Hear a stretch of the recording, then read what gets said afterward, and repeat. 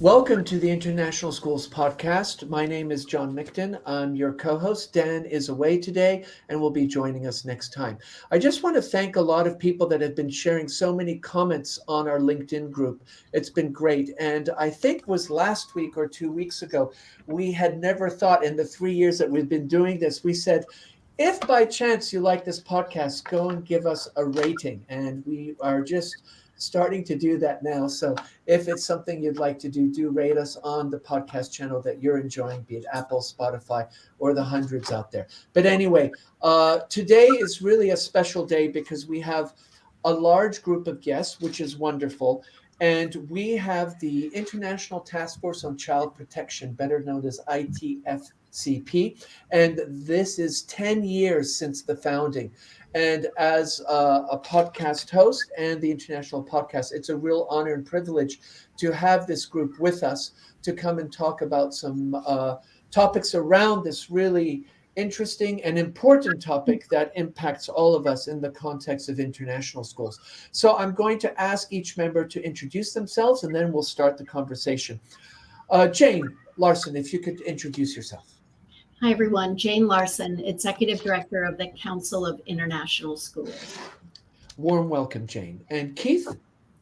Hi, John. My name is Keith Sincata. I'm the Director of School Services at International School Services. And Christine Brown. Hi, I'm retired as of a month ago or 2 months ago, Regional Education Officer for the United States Department of State, Western Europe and South America. Welcome. Jane Foster. Hello, I'm Jane Foster. I'm based in the UK as an independent safeguarding consultant and affiliated consultant for the Council of International Schools. And last but not least, Debbie Downs. Hi all, Debbie Downs, Director of Global School Initiatives with the International Center for Missing and Exploited Children. Well, thank you, all of you, for being here today. You're in different parts of the world, and this is the wonders of technology and time zones as we can get together and have these important conversations. And today, I'm really going to first turn to Jane, that's going to kind of frame some understanding of this organization that many of us know, and I know you do phenomenal work out there. Many school leaders and our audience members are taking your webinars and online workshops. Most international schools, I would say all, are taking child protection workshops and also requiring their staff to participate in ongoing professional development. And there really is a wonderful and robust effort to make this front and center of our narrative as international school educators. So Jane, if you can just kind of set the context and then we'll dig into the conversation. Yeah, thanks so much, John. Also for highlighting the work of the International Taskforce, which is a volunteer coalition of people across a number of professions. And the reason that we formed 10 years ago this month is that there was a tragic incident that we all became aware of about the same time that brought us all close together, all the people you see on this screen, as professionals working in quite different roles. And together with people in different industries, we realized that child protection was something about which we needed to educate ourselves. And unfortunately, the reason we realized that was that a tragic incident happened that none of us saw coming that involved an educator who was well known in international education. So when something like that happens at the scale of abuse that was happening, it's over 300 young boys across a 30-year career, I think it was 10 or 11 countries. You have to really look at yourself and say, how did this happen? And that none of us were aware of it or saw it. And because it was so shocking and disturbing, we realized, again, we had to educate ourselves. And to do that, we realized that even in education, we didn't have the answers. So we reached out across professions to meet with people from the legal community, from law enforcement, from the medical community, psychologists, medical doctors, all sorts of people, forensic psychologists, communication specialists, to really say, how did this happen to us and what do we need to know? to hopefully limit and stop and prevent abuse from happening to other children around the world. We've been so fortunate in that we've learned a lot. Some people say things some of us never probably wanted to know, but what it was necessary to know. And I think the second thing I'll say that we all learned early on is that the frequency at which abuse occurs is much more often than many of us had expected. And there are a number of research studies that will say 1 in 3 girls and 1 in 4 boys will be abused sexually before the age of 18. And for a lot of educators, that's very sobering information. So when we came together as a group, we decided to apply our respective expertise. And we knew that as we started to educate ourselves, it is indeed a massive educational campaign, that no matter what we said or did, that it probably wouldn't have a big impact unless it was going to be evaluated somehow. So early on, we realized the importance of involving anyone who had anything to do about quality assurance or evaluation of schools, and encouraged them to join the task force. And you know what, John? They all did. They all came That's together. great. The leaders, the CEOs and presidents of accreditation and inspection organizations, and over several years, they got together in a room, looked at their respective framework, and agreed some common standards. And that then resulted in the creation of a document called Expectations for School Communities. It was widely distributed thanks to the efforts of the people you see on this screen. And as I mentioned, in total, almost 90 people across the world to basically get the word out. Well, what's amazing is how you leverage this huge professional learning community that really rose to the occasion. And that, as you said, you would ask these different organizations and nobody said no. And it just shows a testament to people's capacity to come together and really engage and solve and really highlight this issue, which, is unfortunately still going on. We've had guests before on child protection, and this is an issue that keeps coming up. And also, I know your organization has been doing workshops about technology and online harms. And, in the Senate in the United States, there's been a lot of traffic on this topic. So this is really so important. And I think schools really are doing a much better job and really trying hard. Having been in many different international schools, I know how school leadership teams have become very committed and have the unbelievable support of organizations like yourselves and you people that are out there and the guests here today. So one thing I'm curious is, new child protection standards evolve and are introduced, and how have you noticed international schools incorporating these, and also different schools work in different contexts, different cultural contexts, different geopolitical contexts? What are you seeing, and what are you in your respective work seeing, how these various perspectives are engaging with child protection? And this is the complex part of our work. And I know some of my colleagues are going to speak to this as well. I'll just start by saying at 2 different points in the last 10 years, we launched a survey of international school educators, and hundreds responded. And we asked a lot of questions about identifying and addressing abuse. Both times, the number one barrier to identifying or reporting abuse came up to be cultural differences. That is to say, different norms that govern how people talk about abuse, or limit, or restrict, or prevent, some of it has to do with how people were brought up, and the other half of it has to do with how it's legislated and what the laws might be. So as you can imagine, across the world, there's a huge amount of difference. So trying to enter into child protection training through an intercultural lens is an essential part of our work. I think 10 years on, I can tell you that if you reach a very mature level about this work, you'll realize that when it comes to cultural norms, they can't be imposed on anyone. And we shouldn't presume that anyone in any context would automatically accept someone else's norms.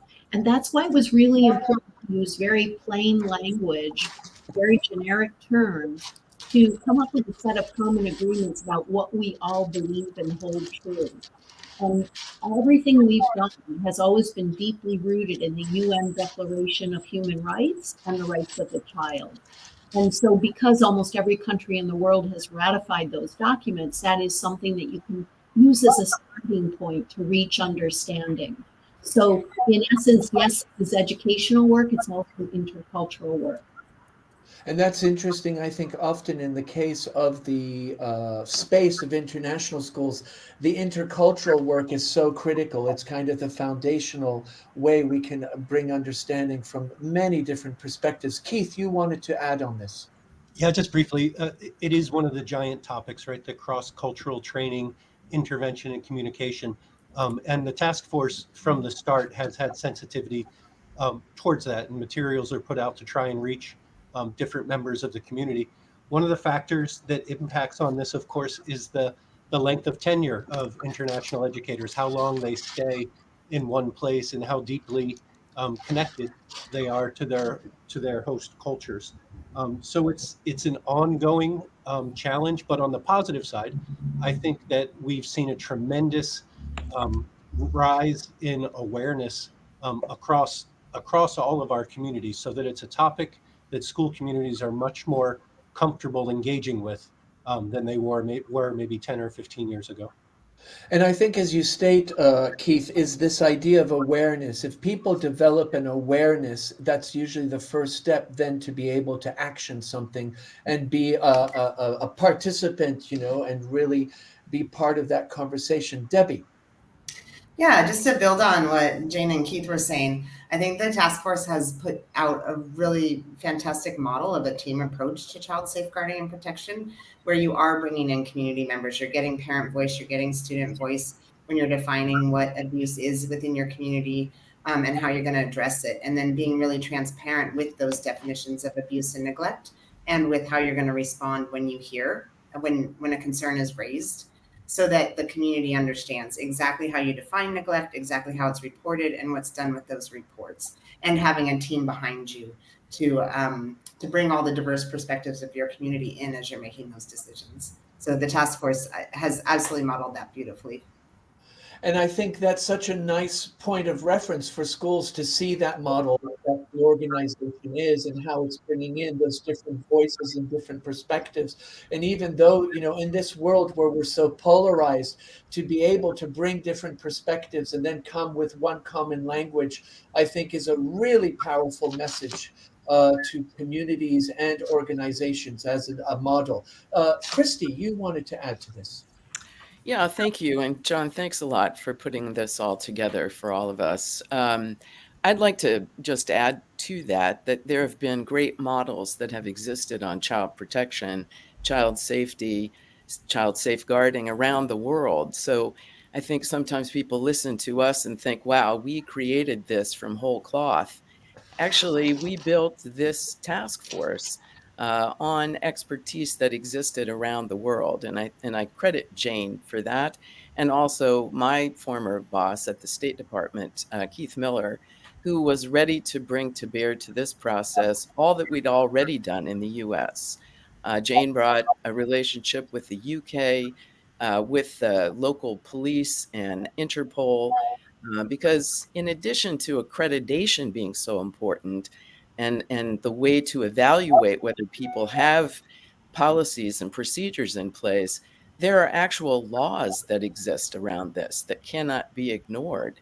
And so, in our role as a contributor to the task force from the US State Department, people often wonder, why did you jump into this? But I think it's important to know we have 15,000 American students who are the sons and daughters of diplomats in hundreds of schools abroad. And they're already coming from a country experience that has safeguards and laws around child protection and child safeguarding that we really didn't see applied in the international schools. We, of course, also collaborated early on with our partners in law enforcement in the UK, one of the major groups for international British schools abroad, was a member of our founding task force.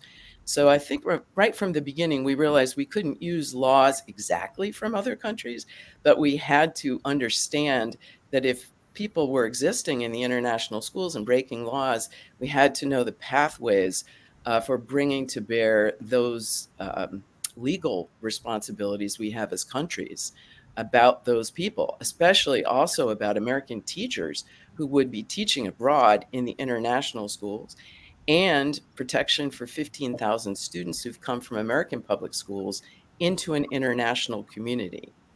So there was such a need for awareness, for education, for dialogue across. And I think our task force under Jane's leadership has had that dialogue. It's been open and supportive and productive in everything we've tried to do. We're not an organization. We are a task force. There's no membership. People join it because the work seemed to need to be done. Just And a thought on that from the beginning, even. yeah, thank you, Christine. And I think it's so interesting that you bring up the point. It's not an organization, it's a task force. So these are people that are passionate and have put their professional capacity and their expertise as volunteers. And it's phenomenal to think how much of an impact you've had on a large, large community. I think we've had various guests talking about the number of international schools. I think we've lost count, and there are tens of hundreds of thousands of teachers out there and millions of students. So really, this work has really had such an impact at a global scale. I think it's also interesting you brought up the issue of, how do you navigate the legal issues when different countries have different legal entities, and you're kind of floating might be not the right word, but you're an educator and you're really not in your country and you're not in the country that you're actually working with. And I think that nuance and that complexity is really absolutely fascinating. Jane Foster, you wanted to add to this too. Yes, I just wanted to say that going back to the sort of the genesis of this, well, to some extent, the genesis of this 10 years ago, one of the fundamental challenges that we faced initially was just to reinforce that understanding that abuse can happen anywhere. It could happen in your school. Whatever you think, whatever protective factors you have in your school, it could happen anywhere. And I think we all default to a position where we want to think the best of people. We want to believe our educators are there for the right reasons and doing the right things. And 99% of them are. But we have to understand and have to educate people to actually recognize what abuse was, recognize when somebody might be going off the straight and narrow and might be going down that path, and then have the courage to speak up about it. And that was a really big task, which I think the task force and the member bodies within that task force have really taken on board and really got that message out to all of their schools and everybody who's followed them. I think it's so interesting that you bring that point up, because so often it's much easier to look at the other neighbors and how they're misbehaving and be able to have opinions and criticism than doing some self-reflection and thinking, oh my goodness me, it's in my house. And I think that's so important. And of course, that requires a lot of introspection, self-reflection, and you're starting to create, I think, some of these issues where people might not want to deal with it. Jane?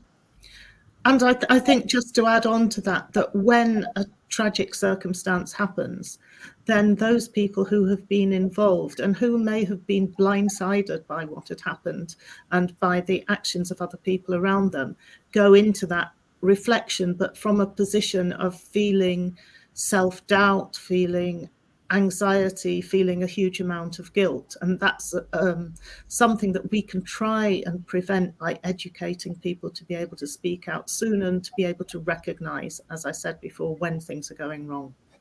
Yeah, and your point of the education, giving the education, the strategies and the tools to go ahead and initiate that much sooner than getting into that case that you say of feeling guilty or feeling like, self-doubt. I think that's so important. Christy?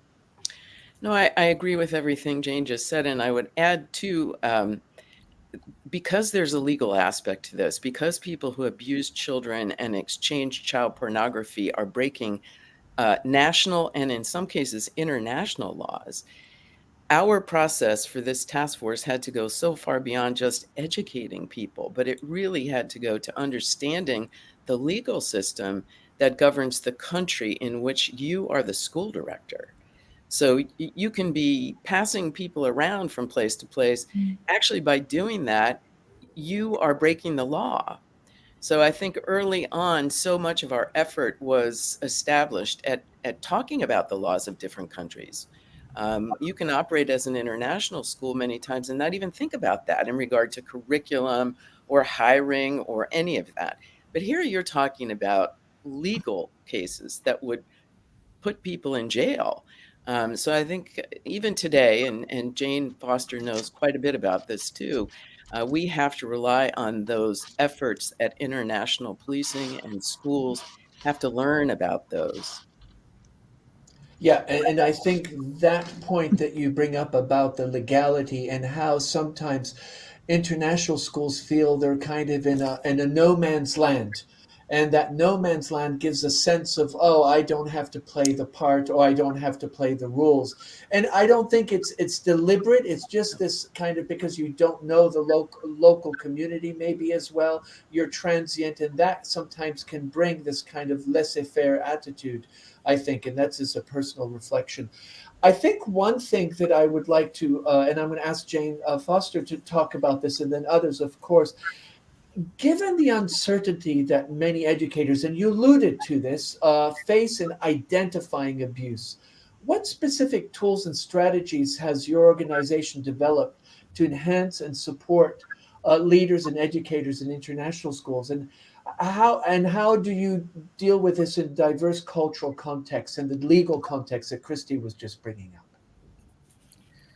I think one of the main tools to empower people is to be able to bring them together and for them to be able to discuss openly the challenges and also the good practice that they have in various different jurisdictions and regions. And that's something which the task force has done, but also the member organisations, either acting individually or together, have put together a huge programme of training and awareness raising, as Jane Larson has said, bringing together experts from around the world to be able to talk to diverse school communities, and also for them to be able to learn from each other about what their challenges are, what they might face as a hurdle, and what seems to be a very simple solution in one country or region may be completely inapplicable in another. And so it's about building a scaffolding that people can use, they can refer to, and also about them being able to network with each other and with those experts to be able to find out, I'm stuck, what do I do in this particular circumstance, in my region, in my country, or just even in my school with the challenges that I face.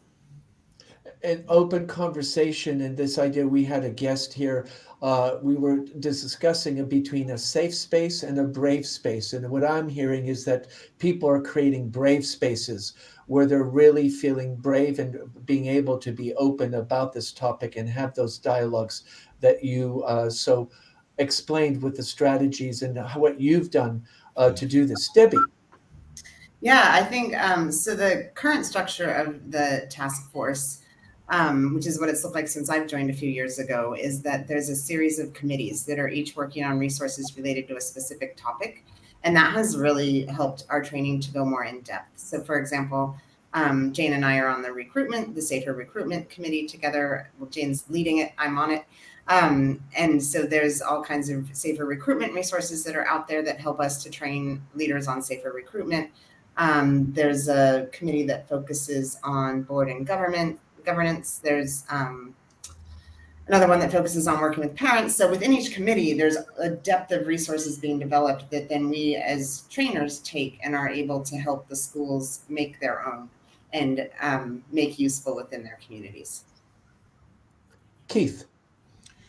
Sure. Yeah. To build on what Jane was talking about, one of the specific interventions or protocols that I see in all schools now that's come out of the task force work is having a child protection team within a school, a team made up of counselors, leaders, principals, whomever, but a diverse team within the school that is responsible for child protection initiatives within that school.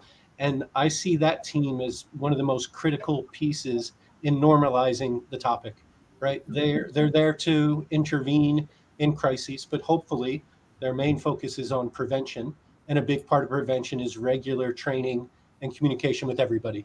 The teachers, we've kind of cleared that hurdle. Most teachers are getting much better about this topic. Parents, leadership, students, student peer-on-peer abuse is a giant topic, and governance and parents of the community. So those child protection teams are something that, as Christy alluded to, in many countries, they've been standard for a long time. But in our international community, it has taken a little bit longer for them to become standard. And it's one of the great legacies of the task force that there are professionals talking about the topic all the time now in the schools. And from my experience, having been a school leader, is the diversity of the group and how it is from different parts. And often it's not school leaders, it's counselors, nurses, or members of the community. And I think often that too really allows people feeling comfortable to approach that group for support or guidance. Christy. I was just going to add one of the things we did early on, and it was Jane Larson's initiative right from the very beginning, was to collect as many resources as could possibly be found about how to educate ourselves and other educators. 200 school leaders participated in sending in case studies. And for a long time, we didn't have any place to house those materials that was truly interactive. We now are housing all of those materials and all new materials on the ICMEC website. And one of the contributions I think the State Department made to this task force was funding the establishment of a very robust website at the International Center for Missing and Exploited Children, where Debbie works, and where now, after 10 years of working at it, we have a separate space established there specifically for the resources from the International Task Force also. ICMEC also has 20 lawyers internationally and a tip line. So many times educators enter a new school and are lost. They don't want to reveal that the person in the room next to them they think is a child abuser or a child came to them. So oftentimes it's finding that resource of curated, honest, trustworthy law enforcement, legal, 20 international lawyers looking at these things all the time. So that to me is just one of the most amazing resources for teaching and learning and safety for educators and heads around the world. I would just encourage everybody to use that. I know Jane put that in our resource page for this podcast. Christy, could you give us the acronym ICMEC for our listeners that might not be familiar with that organization? Sure. And you can see it under, if you're watching the video, you can see it under Debbie's name because she is our expert at this organization. It's the International Center for Missing and Exploited Children. And that's an international NGO that our task force partnered with. The State Department helped to facilitate the expansion of that, Debbie's job and her predecessors, and this portal, but really as our part of the foundation of the International Task Force. So that's where all of our resources are housed. That's where Jane and everyone in the contemporary task force puts all the new information. There's an international tip line there, and it's an international organization, so it has constant research about laws around the world where you can go. But Debbie can speak to it too, and Jane. Just wanted to get it on the radar. Great. And of course, I want to remind our audience about the show notes, and our guests have put some resources there. And I know our audience always goes to the show notes. So that's wonderful. I think one thing, we talk about collaboration, and, that is kind of the backbone of a lot of pedagogy when you're working with children is how do you collaborate? How do you listen to each other and support each other? But you collaborated at a global scale. That was just, with a lot of different organizations that maybe might have never talked to each other before and suddenly came together. You've mentioned lawyers, you've mentioned law enforcement, and various other things like that. What has been a significant learning for you? And I'd maybe like to start with Jane What was, bringing all these people together and then the collaboration? What has been some of the challenges and what have been some opportunities, and what learning maybe people listening to this might say, oh, based on this experience, maybe this could be transferred to another context? Yeah. Well, as with everything, it's about asking good questions, isn't it? And so basically, we were looking for people who had some answers for us. But I would say it's been so rewarding to have the opportunity to work with the police, for example, the international police, who normally only work with children after terrible things happen to them. So imagine how grateful they were and how ready they were, eager to work with us, to be able to have a role in giving us information and advice that would prevent children from being harmed. So we've just formed such incredible relationships, haven't we, with people who we would before never worked with. And I think that's one of the challenges. I'll also say I've discovered, and we've all seen, that when you all of a sudden introduce a different area of expertise, let's say law enforcement or medicine or the law, lawyers, for example, people respect certain expertise, and certain jobs are held in higher esteem than others. And I think sometimes educators can get intimidated or think they have to take the advice, of one specific person or a lawyer, where in fact they're a consultant about a certain profession like anyone else. And you have to know and be able to judge and be open to taking advice, and also to be able to recognize whether that advice is appropriate in your context. And Christy spoke to this, and others have. It's complex, because sometimes there are going to be multiple jurisdictions that are going to have something to say about what might have happened in a very diverse multinational school community. So, and those laws can be in conflict with each other.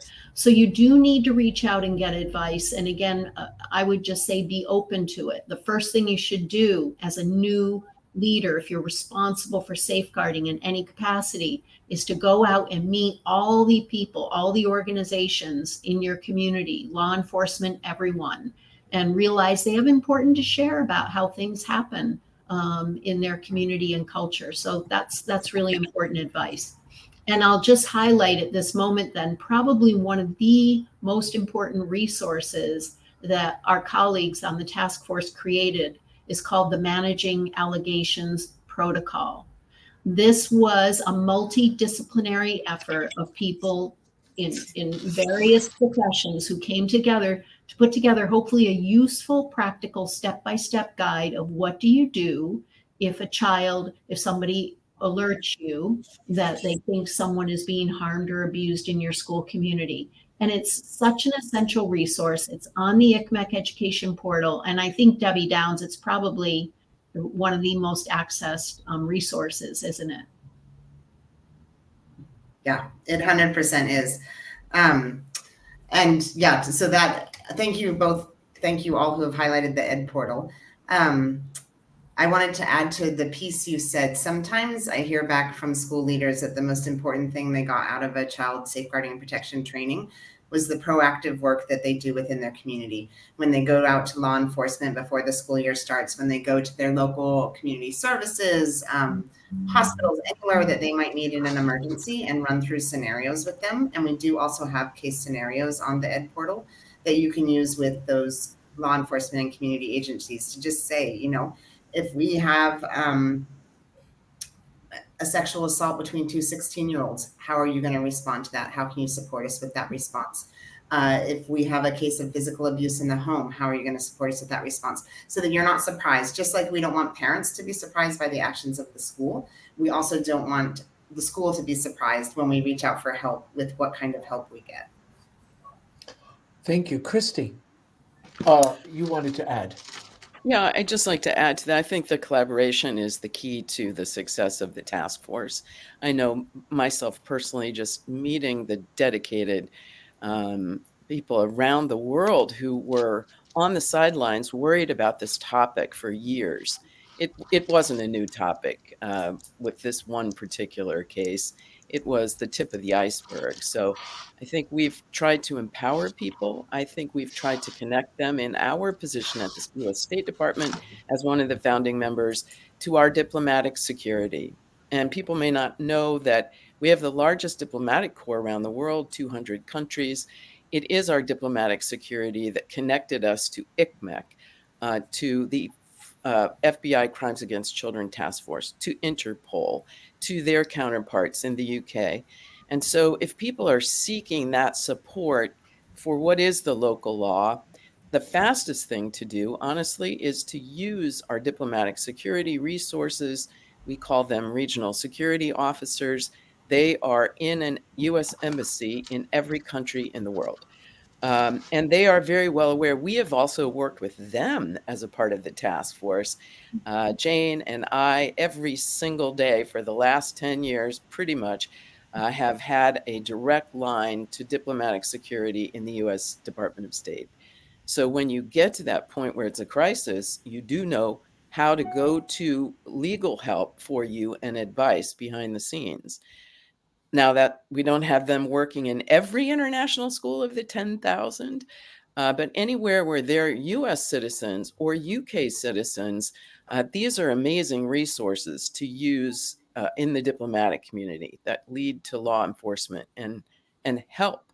And it's really a collaborative process this last decade. They've learned as much about international education as any of us have learned about law enforcement.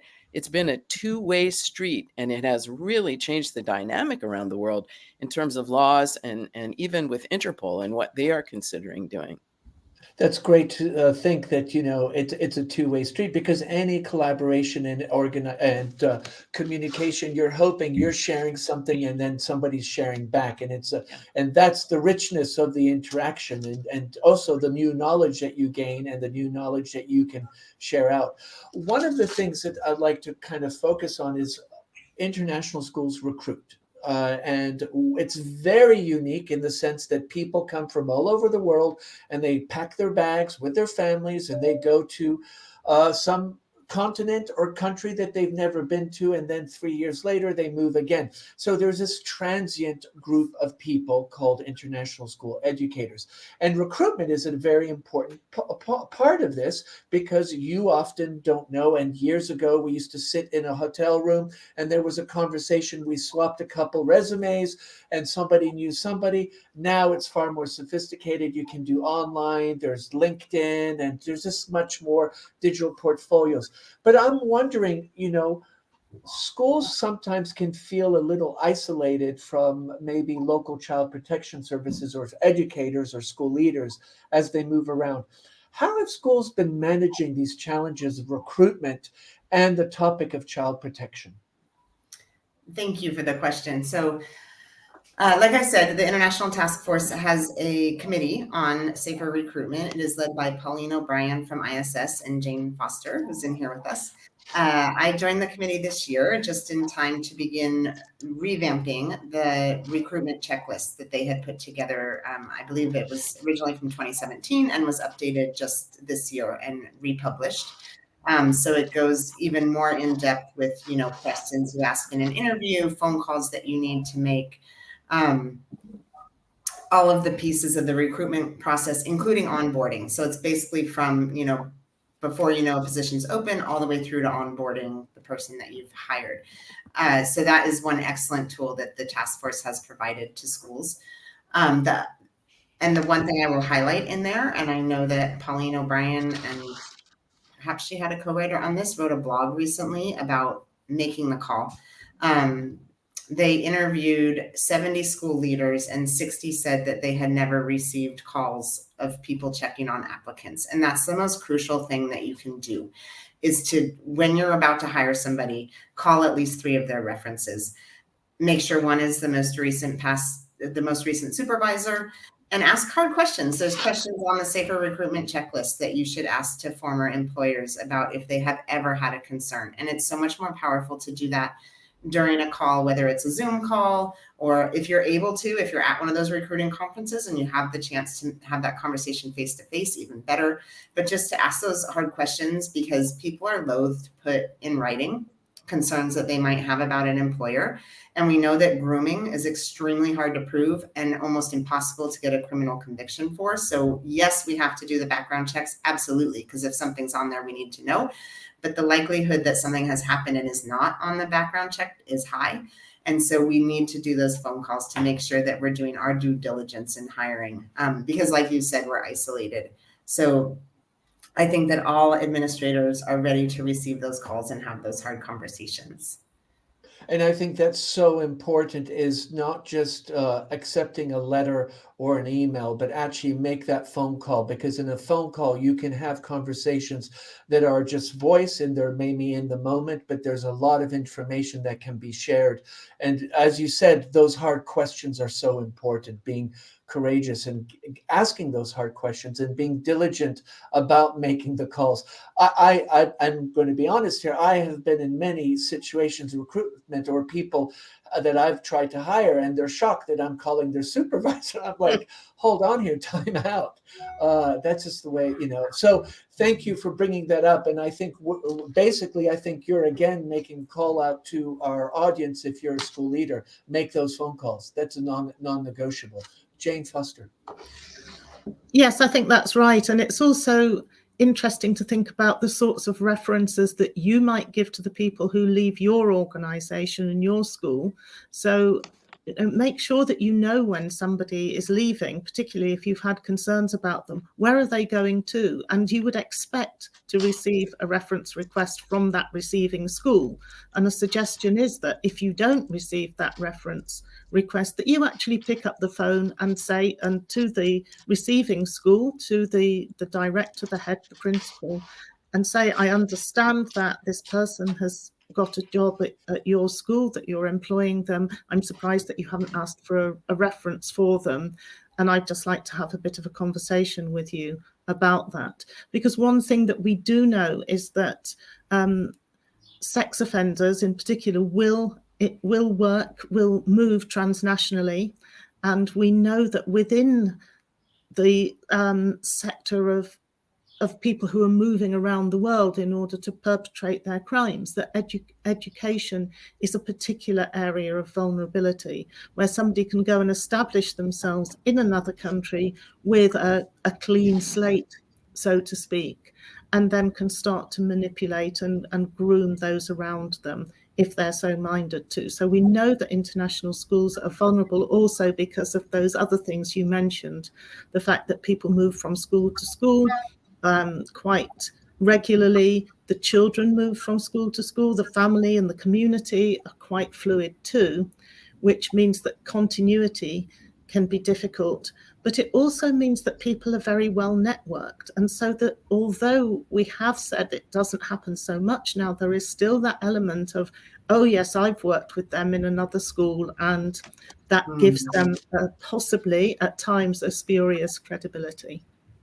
Yeah, absolutely. And that network people can leverage. But I think also that network can be an opportunity if somebody gives you 3 references, but you have a professional learning network and you know that person's worked with somebody else that maybe not a reference. Never harm to call them up and say, well, this person's applying. What do you think? Maybe somebody that's not a reference might have a perspective that could be really helpful.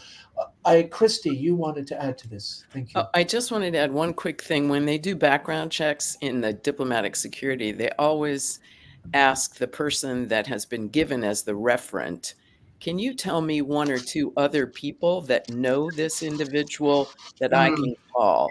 And so we do that in the US now too, in public schools. So I think that's always a good thing. When you're calling to ask specifically for someone that the teacher themselves did not put forth as their referent.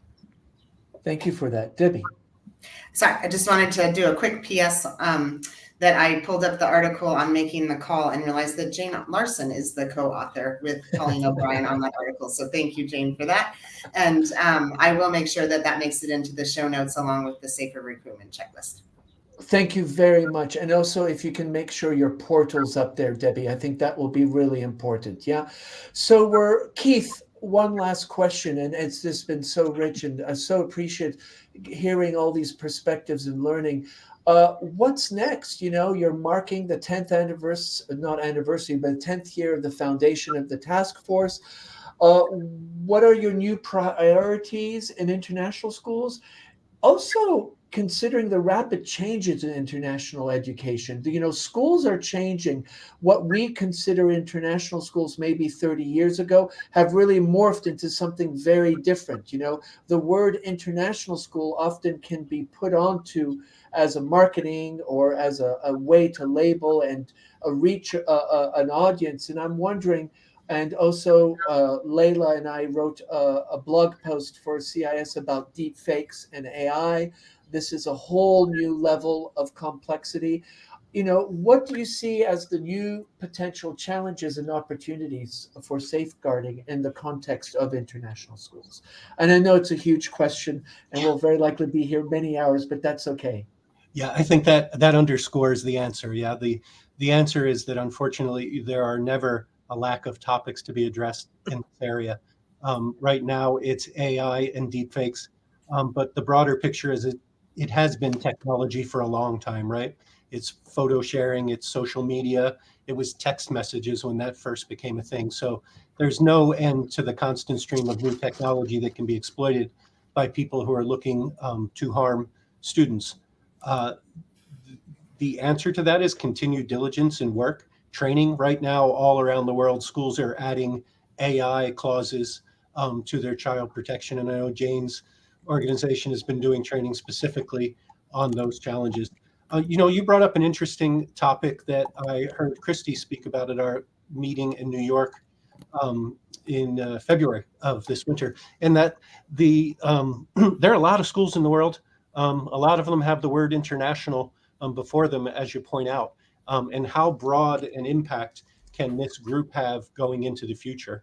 Our traditional international school world that typically has a Western orientation or at least influence, that has been where most of our work has occurred over the last decade. Going into the next decade, I know the leadership of this group would like to see as big an impact as possible. And the more we learn, the more we realize that there's endless work that is out there. On the positive side, again, the awareness is way up. The involvement and engagement is also way up. So for me, that's the positive side of the technology, is also sharing information. A couple of things that I think I would love to see the group tackle even more is continue to strengthen those partnerships, law enforcement, professional development organization, government connections, medical and legal. The opportunity for us to learn is just tremendous, and bringing in all those folks with their different points of view, it has been great and should continue to be that way. One thing I bump into or we see is that the board and governance training and involvement is an area that needs to continue to get stronger. Those folks are frequently volunteers, not professional educators, and may not have any experience with the topic. And it's something that's been discussed and been implemented here and there. But again, they turn over frequently. And when things go particularly wrong, they have a lot of influence on how things are handled. So that's an area that we'll continue to need to look after. And then for me, the moonshot has always been a central component or a central entity that can share information. It's where this group started in many ways 10 years ago. Whenever anyone approaches this topic for the first time, you say, well, it's easy. We just create a database of all the people who do bad things, and then you can check the database to make sure you don't have bad people. And my colleagues are smiling because it's much more complicated than that. There's a conflict between privacy laws and the sharing of information openly. Jane has spearheaded a ton of work with Interpol over the years trying to make this happen. And it is still very much a work in progress, but it's an area that I think, like I said, the moonshot. How can we safely share information that can help all the schools? Thank you, Keith. Christy.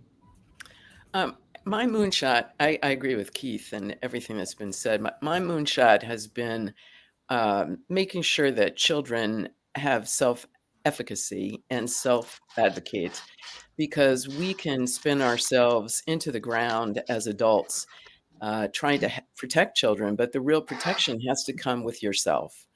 So part of our little education committee that I was a default chair to a few years ago was to generate a list of topics that might serve as some child self-protection concepts at each grade level. We've actually been able to take that to a product, and I think we have that in the resources too. Debbie co-chaired an effort at SEL and child self-protection standards that are out there. So I think honestly, we have to work with children themselves. We have to show them from the beginning and be culturally sensitive to some cultures not accepting some of this, but we need to teach those cultural, teachers that are in international schools. They have to. Children are the ones that have to keep themselves protected.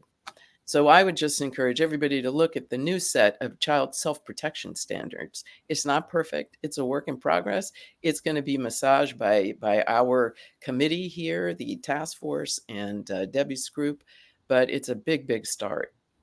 I think that's so important is, having children when they're in the situation where they may be uncomfortable interacting with adults for a variety of complex and nuanced reasons, at least have a toolkit, if it may be a move, something that they can do to mitigate any potential harm. I think that's wonderful. And to have that set of resources for people to turn to and work with students, I think it's so important because so often kids are put into situations and adults, not just one, but many of the adults are not the best option. And if they have those tools, I think that's so important. Thank you for bringing that up. Jane Larson.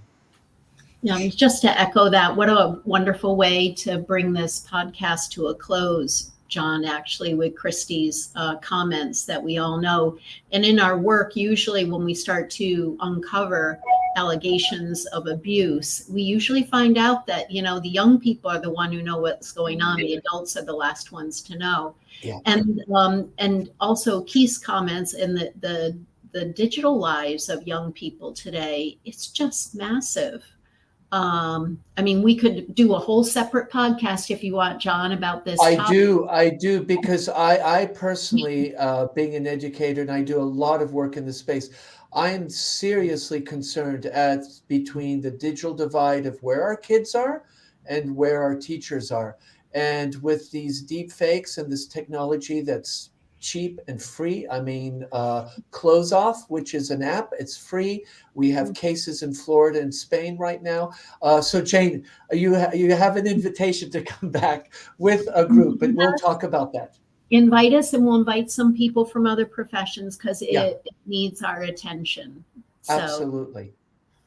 Thank you for bringing that up. And we're coming to the end, and what we'd like to do always is ask our guests if there's something they would like to just say to educators that are listening here today or school leaders, just a little message. We've been talking about such an important topic. We've had a wonderful, rich experience here to understand how you've come together in the work and the large amounts of different entities and organizations, how you've collaborated and really providing the resources and the dispositions and mindsets to really get us all to understand how important it is, and also to engage sometimes in somewhat uncomfortable situations and being brave and courageous to confront them within our own communities. And I'd just like to go around. I'm going to start with Jane Larson. Just any final thoughts for our audience as we wrap up and acknowledge 10 years of amazing work in the international space. That these are difficult situations, but you're not alone. The ICMEC Education Portal is the place to go for great resources, including one of the resources we should mention is how to facilitate student focus groups around very sensitive topics. There are some really great basic tools there that will help you do that so you can work together with young people to learn more about their experiences. Thanks for inviting us, John. Thank you, Jane. Keith. Keeping children safe is a primary responsibility of educators, so lean into the topic. Get comfortable talking about it, educate yourself, and be sure you know where to turn when you need some help. Thank you, Keith. Christy. I would just say do the right thing. I think so many educators are aware of child abusers in their own environment. I think some of the work that Jane did in the UK, uncovering what teachers know and what school heads know and what they feel. And I think if you feel uncomfortable, you should act on that. You really should do the right thing. Thank you, Christy. Debbie. I'll just say thank you. At several conferences this year, I've had deeper conversations than I've been able to have in the past with people who are leading schools, members of child protection teams, or even not on the team, teachers and staff members at the school. And I don't think 5+ years ago I could have had the conversations that I'm having now with folks at schools, because the people are doing the work. So thank you to all who are engaging. And if we can help you move forward, we're here for you. Thank you very much, Debbie. Jane Foster. I'd also like to say thank you, and to say look out for the Managing Allegations protocol when it's relaunched, and it is already on the ICMEC website. Also, take up any training opportunities that you can, and when you do, try sitting with somebody that you don't know and learn from them and from their experience in another place, in another region, in another school. And if you feel that something's wrong, to reiterate Christine's point, speak up and say it. Have the confidence to speak up. Thank you very much, Jane Foster. Well, all of you from the International Task Force for Child Protection, thank you so much. And thank you on behalf of the International Podcast for all the work that you've done, because I know you all have full-time jobs, and on top of this, you're doing this, and you've pulled together an amazing group of people across the world and really made such a difference, I think, for all of us. And I thank you. And we look forward to keeping in touch. And Jane Larson, we have a date. I'll be definitely reaching out to you for in the fall, because I think this topic of deep fakes and AI is quite challenging. And, every day it changes so fast. I want to remind our audience that the group has been very generous and shared their bios and also their resources on the show notes. And I know a lot of listeners like going to the show notes. So do grab the show notes and take some time to look over the resources. And I know if you have any questions, reach out to our guests and the organization. They're there to support you as you need and when you feel necessary. Keith, you wanted to say something? I did not know. Oh, sorry. Okay. No, I'm just looking at the chat on the side, so I apologize. Anyway, thank you very much for being part of the International Schools Podcast, and we look forward to seeing our audience or hearing our audience or listening to our audience next time. But thank you all for coming today. Much appreciated. Thank you. Thank you. Good to Thanks, see John. everyone.